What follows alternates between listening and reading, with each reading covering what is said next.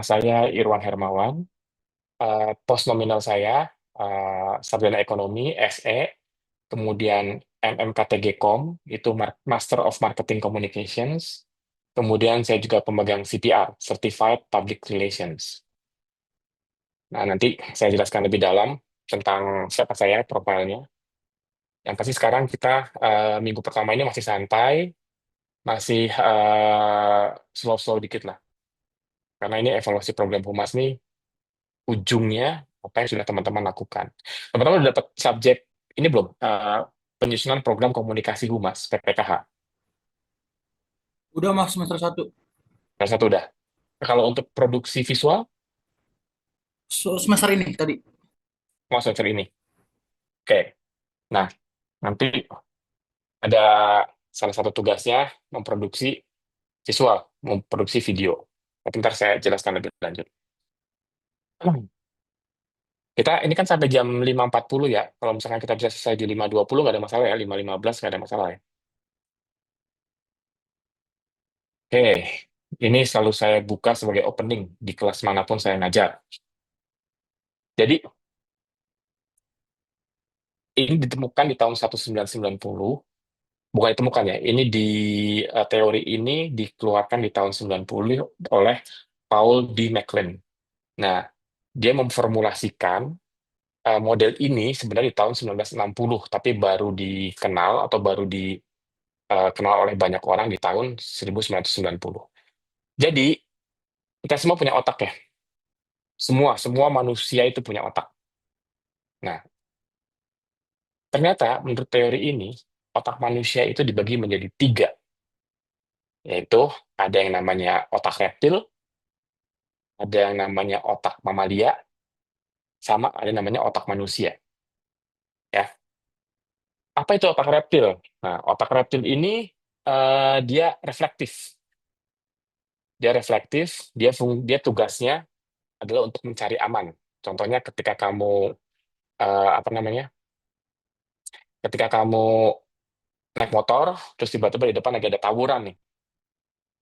Kamu akan maju atau kamu akan menghindar?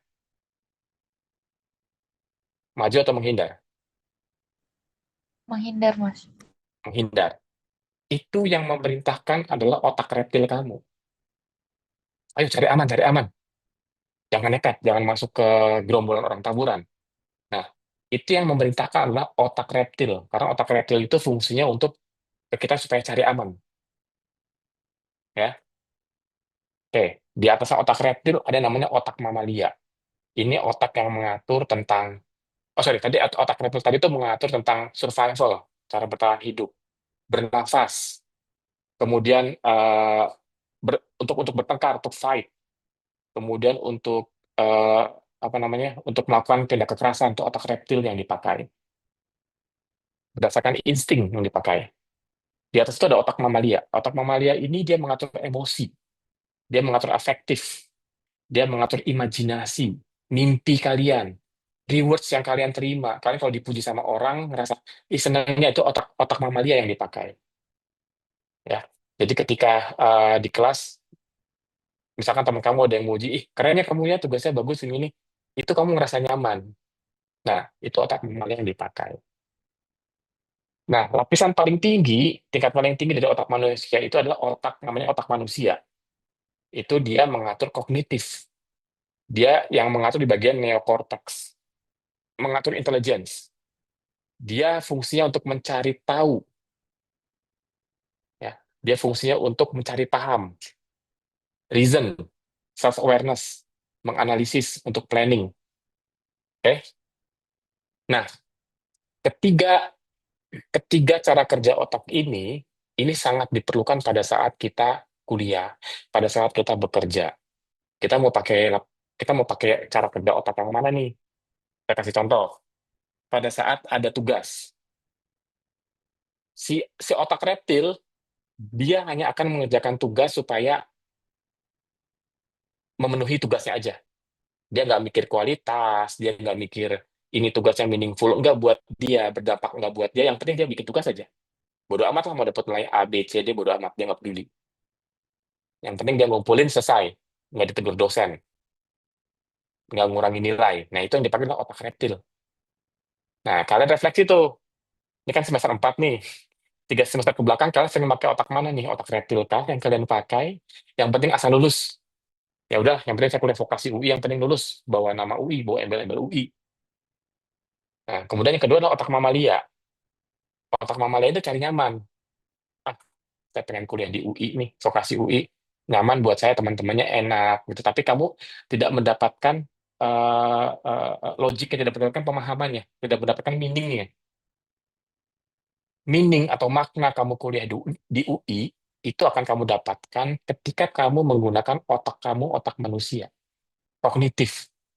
Kamu akan sangat proud, kamu akan sangat bangga kuliah di UI. Sehingga ketika nanti kamu keluar setelah selesai dari UI dan kamu ke dunia kerja, ekspektasi orang terhadap lulusan UI itu tinggi, ya. Jadi kalau kalian udah bawa embel-embel saya lulusan UI, itu ekspektasi pemberi kerja, tempat kerja itu tinggi. Nah, berarti anakku itu untuk sisi skill pasti layar paling tinggi semuanya. Nah, kalau selama kuliah kalian hanya menggunakan otak reptil, maka ekspektasi pemberi kerja itu nggak akan ketemu. Kok anak UI gini sih, bikin kerjaan asal aman aja? Kok anak UI gini sih? Nah, itu akan terjadi, eh, they don't meet the expectation. Tidak ketemu tuh ekspektasinya. Akhirnya apa? Akhirnya kecewa. Akhirnya bilang, ah, lulusan UI kayak gini, biasa aja kok, gitu kan. Nah, itu yang nanti pada saat saya harapkan kalian menggunakan otak kalian sebagai manusia di kelas ini, ya. Jadi setiap tugas-tugas dikerjakan dengan meaningful, dengan bahwa oh, Mas Irwan ngasih tugas ini apa ya? Fungsinya apa ya buat saya ya? Kalau otak reptil akan berpikir fungsinya cuma buat memenuhi nilai doang nih, gitu. Tapi kalau otak manusia akan berpikir, oh fungsinya ini akan kepake nih ntar pada saat saya kerja, gitu. Jadi jangan dilihat ruwetnya, tapi dilihat pada saat kerja, memang kerja tuh nggak ada yang santai, gitu. Kalau mau kerja santai, ya nggak usah kerja, di rumah aja, kalian nggak berkembang, gitu ya. Jadi tolong sepakati dalam hati bahwa untuk mata kuliah ini dan semester berikutnya sampai kalian semester 6, gunakanlah otak manusia, karena itu akan sangat berguna buat kalian. Bahkan ketika di dunia kerja, ketika kalian mengerjakan perintah dari atasan dan menggunakan otak reptil, ya kalian hanya akan kerja, ya udah kerja aja. Nggak ngelihat hasil itu berdampak atau tidak. Nih, kita ngomongin dampak tetap di sini.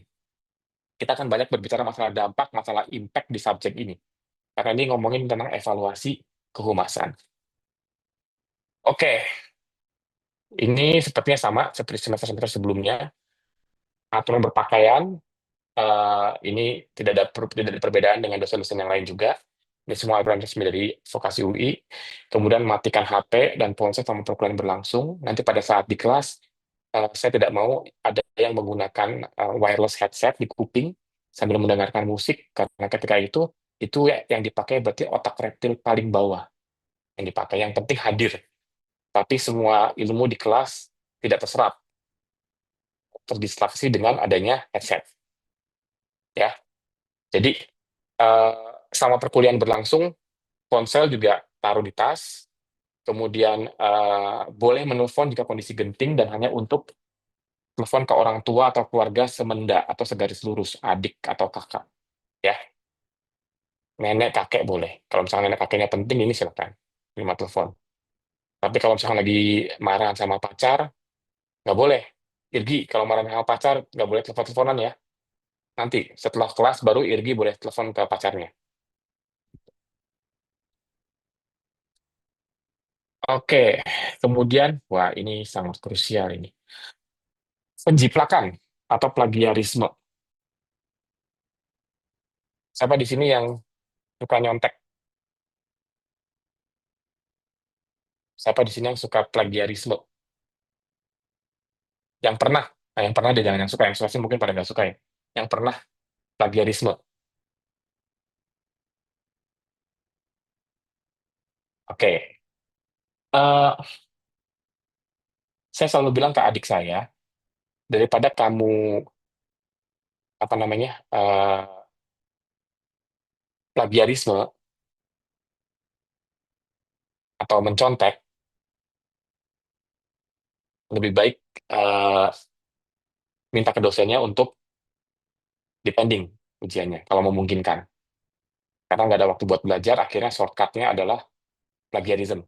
Nah, plagiarism sangat berbahaya. Sangat berbahaya kenapa? Ini bukan hanya membentuk karakter kalian, ini bukan hanya untuk integritas kalian, tapi ini membentuk karakter kalian. Ya, orang yang suka plagiarism itu cenderung akan bersifat atau bersikap koruptif di dunia kerja. Kalau kalian di sini yang caci maki koruptor dan segala macamnya, tapi kalian melakukan plagiarism, trust me, kecenderungan itu akan menjadi besar jika kalian bekerja. Di dunia kerja nggak mungkin ada plagiarism, ya. Yang ada adalah koruptif. Nah, itu yang kita semua di sini, tim pengajar sangat tidak menginginkan hal itu terjadi. Ya, jadi plagiarism sangat tidak kita tolerir. Penggunaan artificial intelligence. Sekarang udah zamannya AI. Kita tidak bisa menghindari, kita tidak bisa menolak, saya tidak bisa melarang, saya hanya bisa berpesan, silakan gunakan AI dengan bijak. Ya, saya cuma akan memberitahu bahwa kalian akan tumbuh besar dengan yang namanya artificial intelligence. Beda dengan zaman saya. Zaman saya kita tumbuh besar dengan membaca buku. Nah, silakan kalian gunakan, manfaatkan artificial intelligence, tapi jangan telan mentah-mentah. Apalagi copy paste. Ketika mengerjakan tugas, kemudian kalian copy paste, dan itu terdeteksi oleh Turnitin dosen, toleransi kita 10% ya untuk penggunaan AI. Di atas 10%, kita tidak akan konfirmasi ke yang bersangkutan, nilainya langsung kita kasih nol. Saya langsung kasih nilai nol ketika terdeteksi di Turnitin, penggunaan AI berlebihan di atas 10%. Cara paling benar apa, cara paling bijak apa menggunakan AI? Silakan diskusi dengan AI, kalian baca hasil dari AI, kalian serap, dan kalian ketik sesuai dengan pengertian kalian sendiri. Ya, memparaphrase tapi menggunakan otak kalian. Jangan memparaphrase tapi menggunakan AI paraphrase lagi. Akan ketahuan. Setiap paragraf, setiap tulisan yang dibangun dengan AI, itu akan terlihat strukturnya.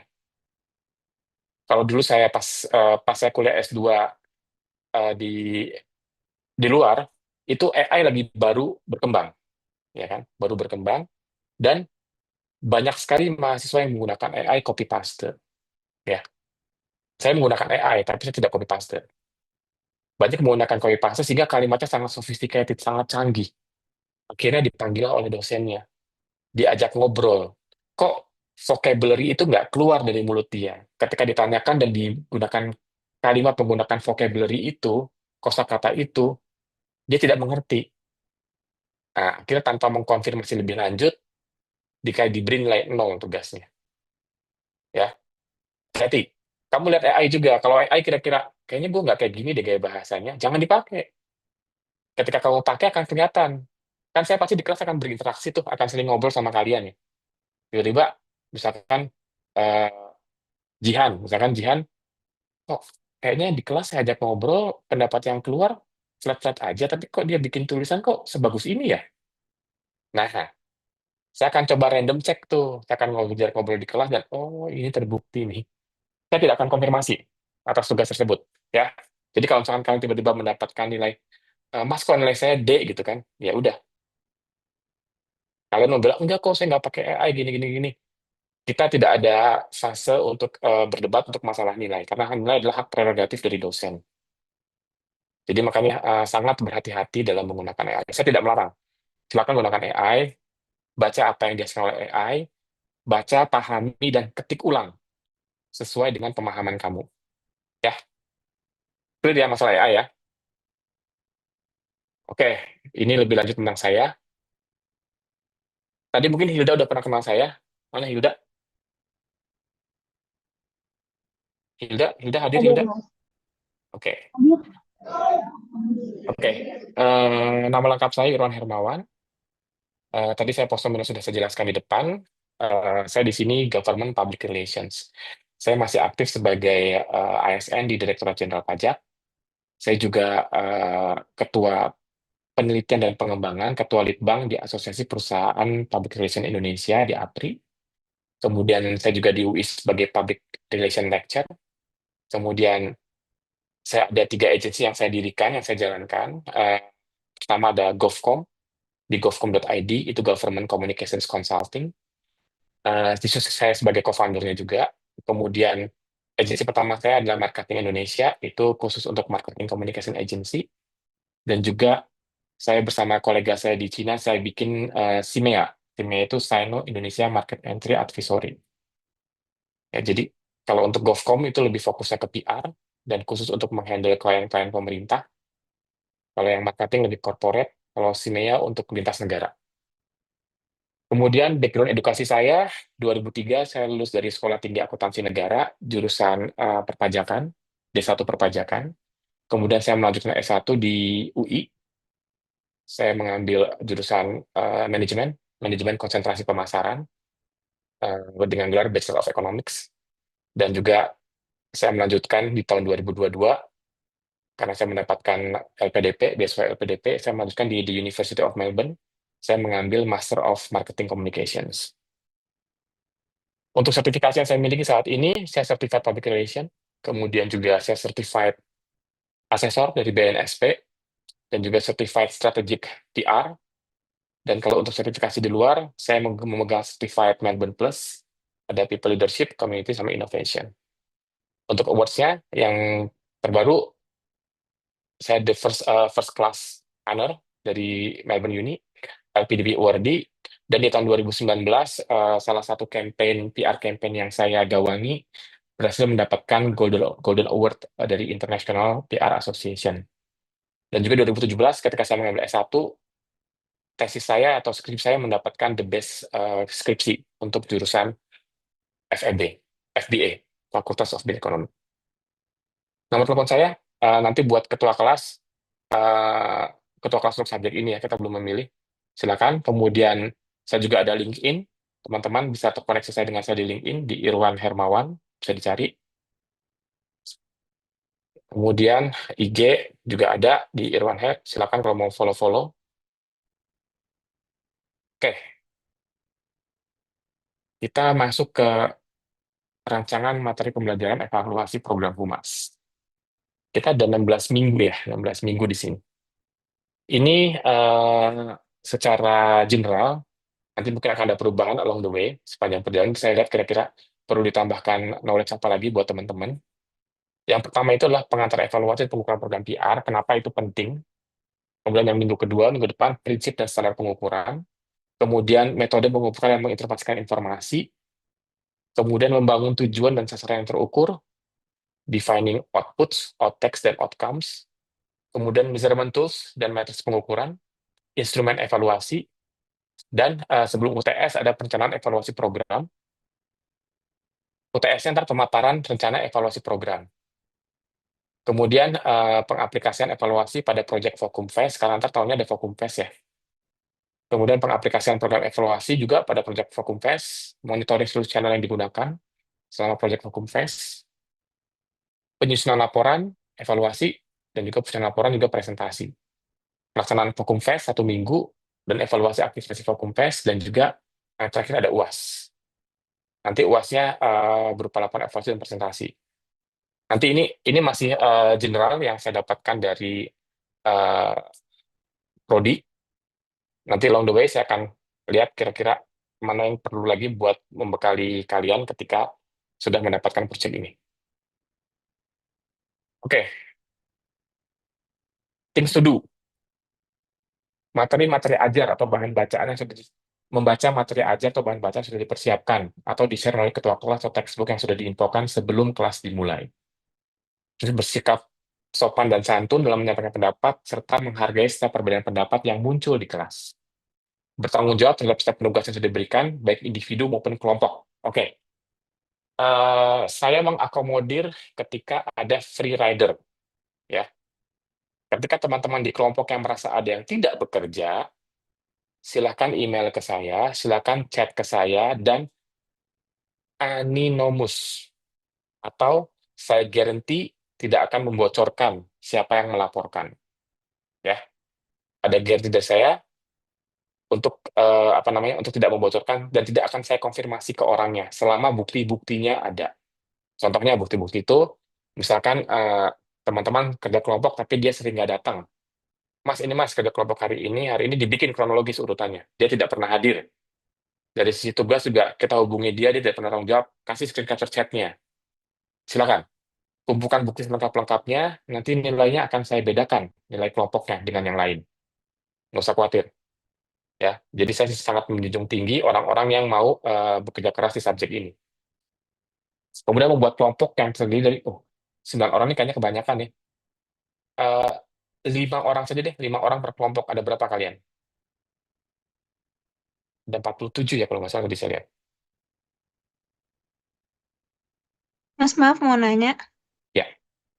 kelompok ini untuk matkul ini sendiri atau yang kelompok yang udah dibagiin sama prodi sama Oh, ini kelompok ini sendiri, buat subjek ini sendiri. Oke, baik. Ya, teman-teman mau sama juga dengan yang itu silakan. Jadi ini kelompok saya bebaskan ke teman-teman buat buat apa namanya, buat membentuknya. Kalau yang dibuat sama prodi berapa orang per kelompok? Belum tahu, belum dikasih tahu, Mas. Oh, belum ya. Oke. Ini kita 5 sampai 6 orang yang per kelompok.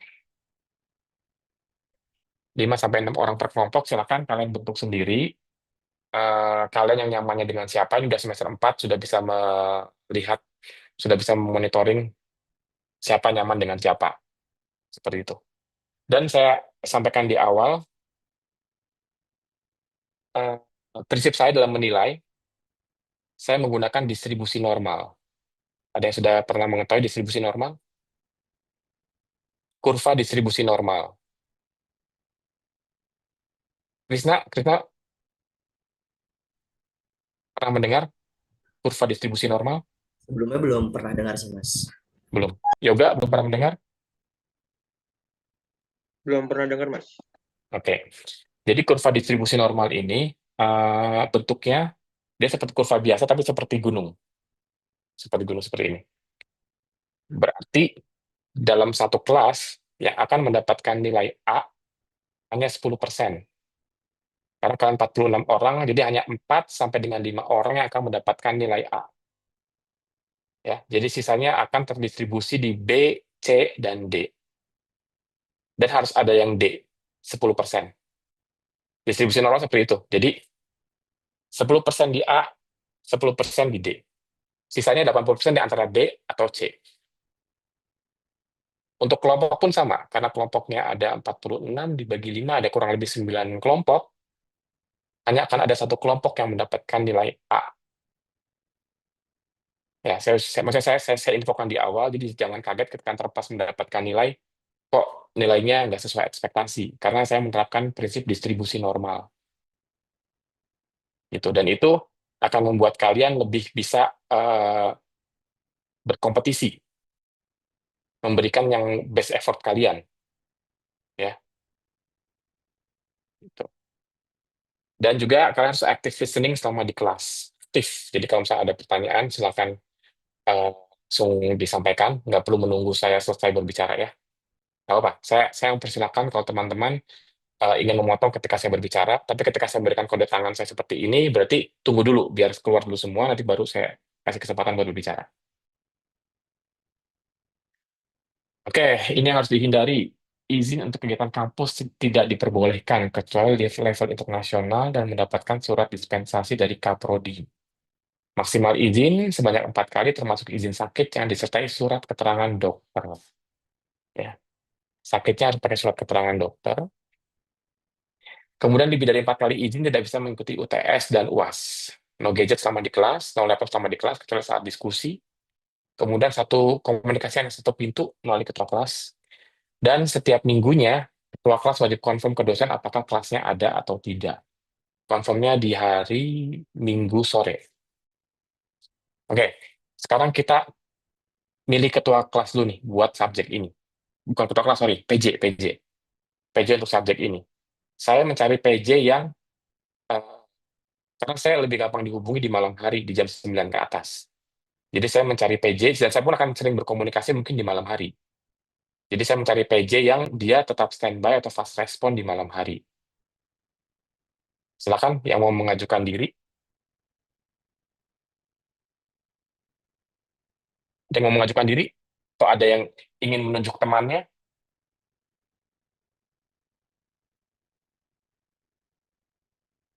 Ayo, nggak usah malu. Silakan. Ini slide-nya belum saya geser sebelum terpilih siapa ketuanya. Siapa PJ-nya.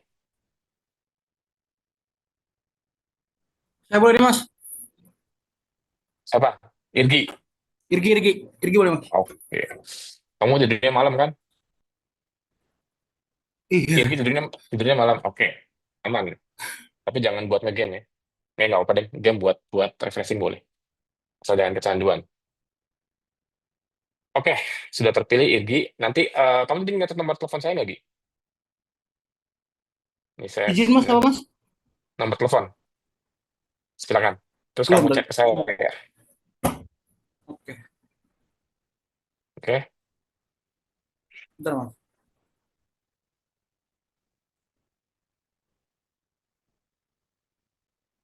Irgi itu tanggung jawab kalau misalkan temennya ada yang nggak Bentar. masuk karena kalau temennya ada yang nggak masuk karena sakit, kamu yang harus mengumpulkan surat sakitnya ya, surat dokternya ya. Siap, Mas. Oke, Mas, siap.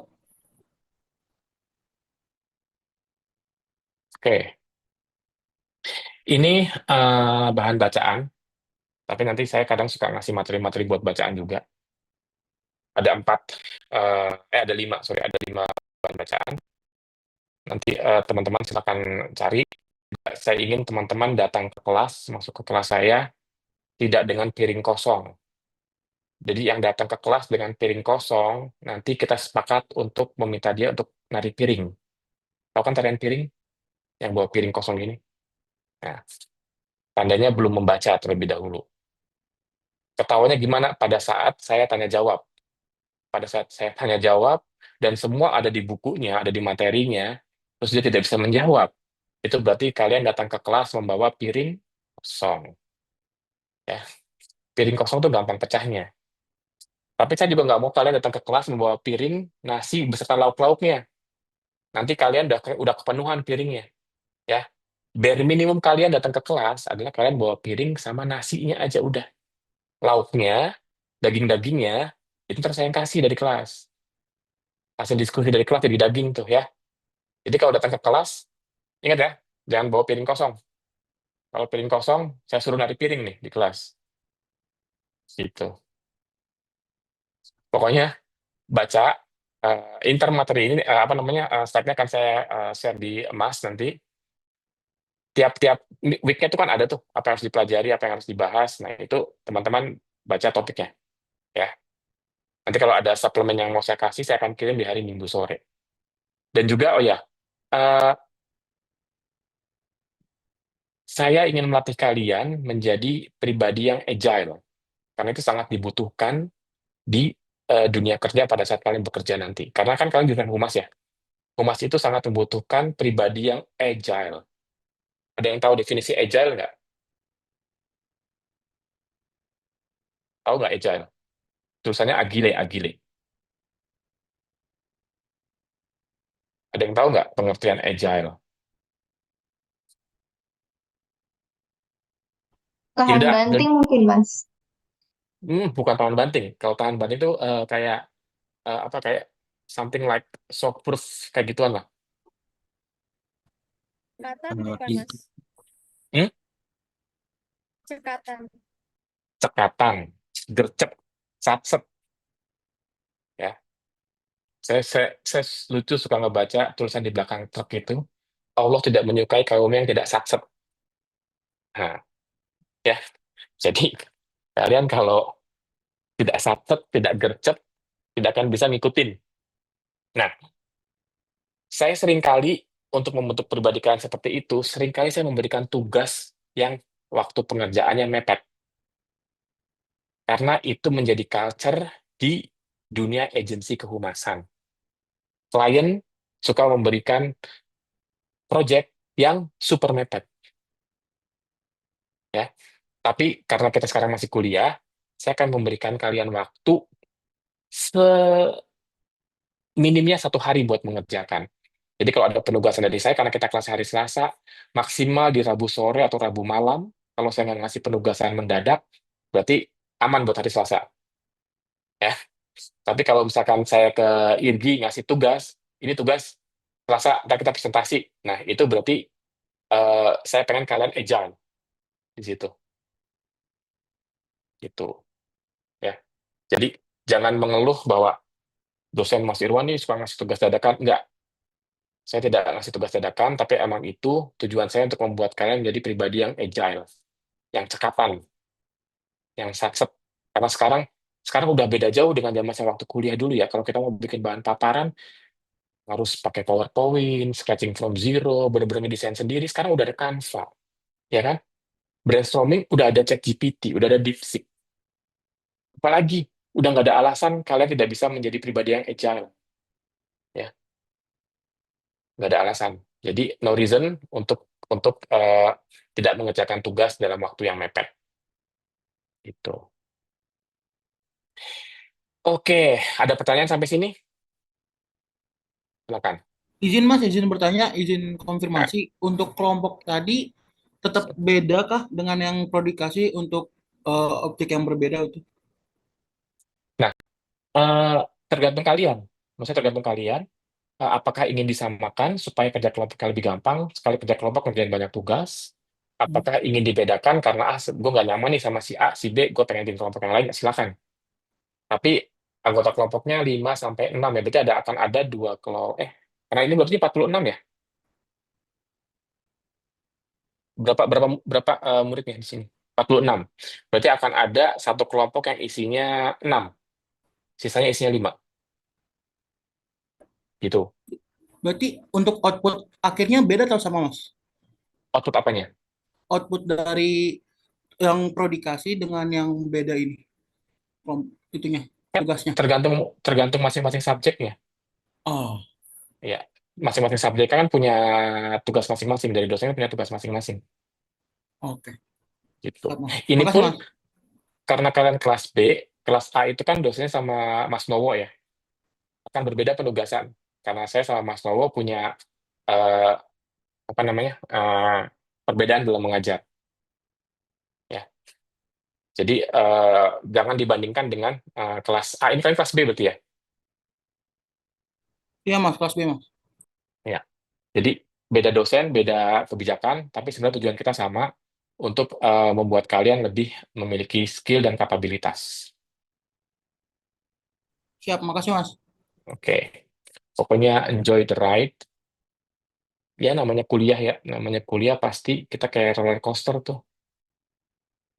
Kayak apa namanya naik turun, tiba-tiba santai, tiba-tiba apa namanya tiba-tiba harus, kok banyak petugas, banyak ini gitu kan. Dinikmatin, dinikmati. Gitu. Oke, ini komposisi penilaian. Kuis 15%, dan sekedar informasi, untuk kuis saya tidak pernah memberitahukan sebelumnya kapan adanya kuis, ya. Jadi terkadang di tengah-tengah perkuliahan tiba-tiba, oke, saya bagikan kertas putih, saya ada 2 pertanyaan dan ini akan dianggap sebagai nilai kuis. Jadi terkadang semester sebelumnya seperti itu, saya tidak pernah memberikan informasinya karena kuis itu ditujukan untuk menilai kalian secara mendadak.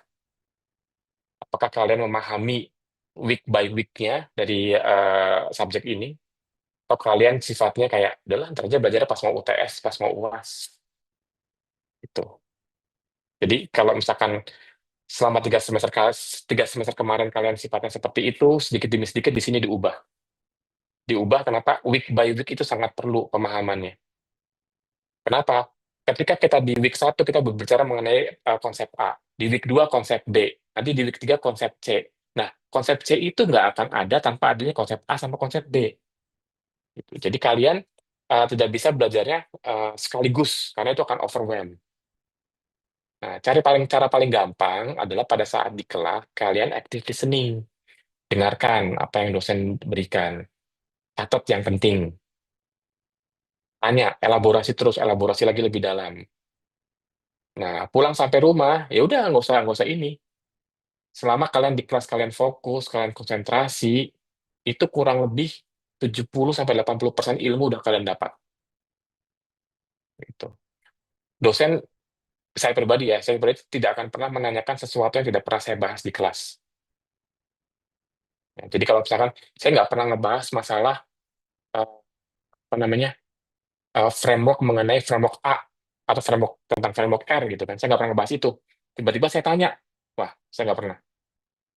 Tapi atas framework misalkan saya adakan framework A B C. Nah framework A B C ini case study-nya kan beda-beda tuh. Nah paling yang saya ubah case study-nya, tapi tetap menggunakan framework yang sama gitu. Jadi eh, itu yang saya bisa kasih garansi, saya nggak akan memberikan sesuatu yang tidak pernah saya diskusikan di kelas bersama kalian. Jadi nggak usah khawatir. Oke, tugas kelompok 20%, tugas individu 15%, ada UTS juga 20%. Ini UTS-nya bisa berupa ujian, exam, atau bisa berupa project. UAS juga sama, bisa berupa exam atau berupa project. Nanti kalau misalkan saya rasa, oh kayaknya UAS-nya lebih berat nih, nanti saya akan pindahkan komposisi UAS menjadi 30%. Dan komposisi tugas yang lain akan saya seimbangkan. Karena saya merasa UAS-nya kayaknya lebih berat nih. Ini buat buat pegangan sementara aja dulu. Kehadiran 10%. Gitu. Oke, kita masuk ke materi sedikit. Ini pengantar evaluasi humas. Ini siapa yang ngikutin tren ini di TikTok? We listen, we don't judge. Ada yang tahu nggak tren ini? Tahu Mas. Tahu. Apa itu coba? Bisa jelasin nggak? Jadi basically itu kayak um, biasanya dimainin sama 2 orang atau lebih, yang kayak satunya tuh confess atau ngasih statement yang dia pernah lakuin, atau yang kayak ya statementnya dia, terus yang satunya itu yang ngedengerin aja, nggak ngejudge. Oke, betul. Kurang lebih seperti itu tren yang terjadi belakangan ini ya. We listen, we don't judge. Tapi untuk subjek ini, untuk mata kuliah ini, nggak bisa. We listen, we see, we hear, we judge. Kita melihat, kita mendengar, kita merasakan, kita menilai. Kita akan memberikan judgment terhadap program kehumasan. Ya, jadi we listen and we judge. Oke, we see and we judge. Nah, tapi judge-nya nilainya dengan framework yang ada, nggak bisa pakai feeling. Ah, jelek nih. Kata siapa? Ya feeling gue sih. Nah, jangan kayak gitu. Itu nggak boleh tuh. Itu. Jadi kita akan belajar framework bagaimana cara memberikan penilaian terhadap program-program kehumasan. Oke, apa sih evaluasi program kehumasan itu gitu kan? Nah, evaluasi program humas itu adalah proses sistematis untuk mengukur efektivitas dan dampak strategi komunikasi dan kegiatan kehumasan dalam mencapai tujuan yang telah ditetapkan. Evaluasi tujuannya untuk menilai keberhasilan campaign, PR campaign, kemudian mengidentifikasi area yang perlu diperbaiki dan memberikan bukti yang dapat digunakan untuk mengambil keputusan strategis di masa depan. Jadi, evaluasi program kehumasan tahun 2025 akan menjadi bahan feeding untuk evaluasi untuk merancang kegiatan kehumasan tahun 2026 tahun depannya. Tanpa adanya evaluasi ini, kita nggak punya jangkar, kita nggak punya patokan, kita akan terus udahlah, ya udah ini aja pasang iklannya di IG sporadis gitu kan. Hasilnya apa? Nggak tahu, nggak ada pengukurannya. Tapi ini kok nggak ada dampaknya, nggak ada efeknya. Berarti itu nggak ini dong. Nah, supaya bisa tahu itu berdampak apa enggak, kita lakukanlah evaluasi. Itu. Kemudian, tadi udah dijelaskan ya, menurut buku Evaluating Public Relations, evaluasi dalam humas memiliki beberapa tujuan utama. Pertama tadi, menilai efektivitas PR campaign. Apakah pesan tersampaikan dengan baik?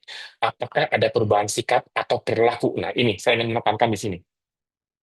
PR campaign itu ultimate goal-nya adalah perubahan sikap atau perubahan perilaku atau perubahan persepsi.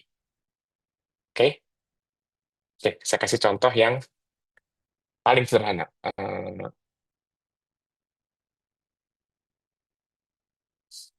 Pemilihan presiden kemarin. Tapi ini saya disclaimer dulu ya, saya tidak berbicara politik. Saya disclaimer dulu, saya akan fokus berbicara masalah strategi komunikasinya. Pemilihan presiden kemarin, siapa yang mengamati PR campaign-nya Pak Prabowo berbeda dari 5 tahun atau 10 tahun sebelumnya? Ada yang mengamati nggak? Saya, Ya, silakan Egi. Apa yang kamu amati? soalnya di tahun 2014 dan 2019 dengan 2024, Pak Prabowo itu beda banget dari 2014 2019 dia itu tegas, galak dan sering marah-marah gitu. Sedangkan di 2024 dia itu ganti branding ganti image ke ke gemoy-gemoy gitu. Jadi kayak dia tuh nyungsung pasar yang kalangan muda sih, Mas, gitu menurut saya. Oke, tujuannya apa? Pak Prabowo dan tim komunikasinya melakukan hal seperti itu. Tujuannya untuk memberikan eh, afeksi ke masyarakat kalau dia itu pemimpin yang friendly dan yang dekat dengan masyarakat gitu, nggak galak gitu. Oke, eh, hampir benar. Tapi saya kasih keywordnya. Ketika kita ngomongin PR campaign, selalu kita tempelkan dengan perubahan persepsi. Ya, persepsi. Jadi tujuan dari kampanye tim komunikasi Prabowo pada saat itu adalah ingin mengubah persepsi Pak Prabowo yang tadinya tegas, galak menjadi lebih ramah. Nah, itu. Jadi ketika kita ngomongin campaign PR campaign, itu kita langsung tempelkan dengan tujuannya adalah goalsnya adalah perubahan sikap, perilaku, atau persepsi dari target audience. Ya, itu. Kemudian mengukur dampak terhadap organisasi. Apakah fungsi kehumasan berkontribusi